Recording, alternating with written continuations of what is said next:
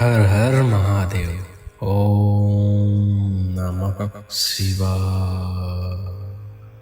तो शिव भक्तों, आज का दिन है 14 जुलाई, 14 जुलाई, जिस दिन एक ऐसा महीना शुरू हो रहा है जिसमें हमारे आदिदेव महादेव की पूजा करने के इतने शुभ मुहूर्त आएंगे जो आपकी पूजा को और आपकी श्रद्धा को और भी ज्यादा महत्वपूर्ण बनाते हैं। तो आइए जानते हैं कि कैसे खास है ये सावन 2022 का। जो सावन है वो किन किन उपलब्धियों को लेके आएगा, किन किन शुभ मुहूर्तों को लेके आएगा, और इस सावन में कौन कौन से पर्व पड़ेंगे और कितने सोमवार पड़ेंगे, जानेंगे सब इस बारे में।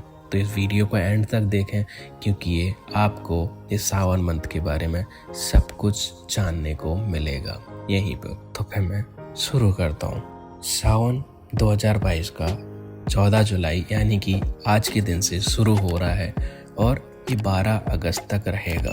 इस बार सावन के महीने में 4 सोमवार पड़ेंगे। सावन में सोमवार के व्रत रखने का विशेष महत्व है। ज्योतिषों का मानना है, उनका कहना है कि सावन में 3 बार रवि योग रहेगा और बाकी 4 योग अलग अलग दिन पड़ रहे हैं, और ये रवि योग हर बार सोमवार को पड़ेगा। बताया जा रहा है कि सावन में इस बार 7 विशिष्ट योग हैं। तो उसके बारे में जानते हैं कि वो कौन कौन से योग हैं। ज्योतिषों का कहना है कि सावन में 3 बार रवि योग रहेगा और बाकी 4 योग अलग अलग दिन पड़ रहे हैं।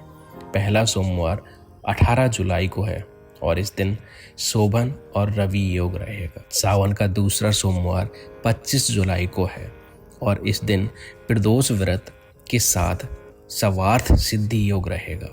सावन का तीसरा सोमवार 1 अगस्त को है और इस दिन प्रजापति और रवि योग बनेगा। वहीं 8 अगस्त यानी चौथे सोमवार को पुत्रदा एकादशी रहेगी। सावन में ये सभी योग बहुत ही शुभ मुहूर्त हैं जो भगवान शिव की पूजा के लिए बहुत शुभ है, और इसी से इन सोमवार में भगवान शिव की पूजा और भी महत्वपूर्ण हो जाती है। इसके अलावा सावन की शुरुआत जो कि 14 जुलाई दिन शुक्रवार से हो रही है, तो इस दिन भी एक विशेष योग बन रहा है। सावन की शुरुआत यानी आज विषकुंभ और प्रीति योग के साथ हो रही है, इसलिए सावन का ये महीने का महत्व और बढ़ गया है। इन दोनों ही अबूझ मुहूर्तों में भगवान शिव की पूजा का फल कई गुना बढ़ जाता है।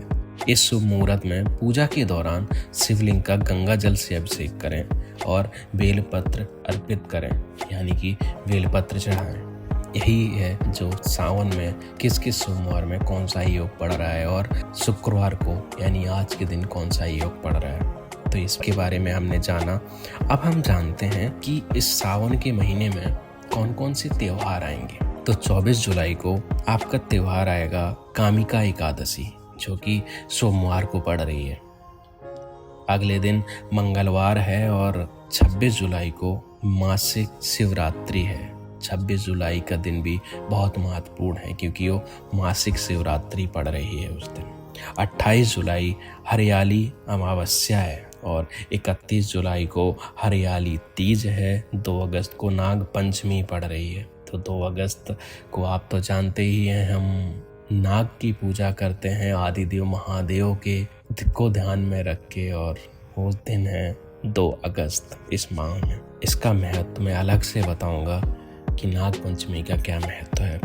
12 अगस्त को पड़ रहा है एक ऐसा त्योहार जो भाई और बहन के बंधन को और भी मजबूत करता है, जिसको हम जानते हैं रक्षाबंधन। तो इस दिन बहनें अपने भाइयों की कलाई में राखी बांधते हैं और अपने रिश्ते को और भी मजबूत करते हैं। सावन के महीने में एक और खास बात होती है, जैसे कि सोमवार का व्रत भगवान शिव की पूजा के लिए अर्पित होता है और वैसे ही मंगलवार का दिन माता पार्वती को अर्पित होता है, और इस दिन इसलिए गौरी पूजा करते हैं। तो कुछ लोग सोमवार के व्रत के साथ साथ मंगलवार का व्रत भी रखते हैं, उस दिन माता गौरी की पूजा करते हैं। तो ये तो थी बड़ी संक्षिप्त जानकारी सावन के महीने के बारे में। मुझे आशा है कि आप समझ गए होंगे, पहचान गए होंगे कि इस सावन के महीने में क्या खास है। चलिए फिर मेरे शिव भक्तों, महादेव की धुन में लीन हो जाओ, उनकी सेवा, उनकी पूजा में लग जाओ और इस सावन के महीने को एक इस तरह से सेलिब्रेट करें, इस तरह से मनाएं, इस तरह से भव्य और पुण्य बना दें कि बस चारों तरफ गूंजे तो बस ओम नमः शिवाय, हर हर महादेव शिव शंभु, ओम नमः शिवाय। जहाँ देखो जहाँ सुनो तो बस एक ही नाम आना चाहिए, एक ही आवाज सुनाई देनी चाहिए, वो है महादेव का नाम।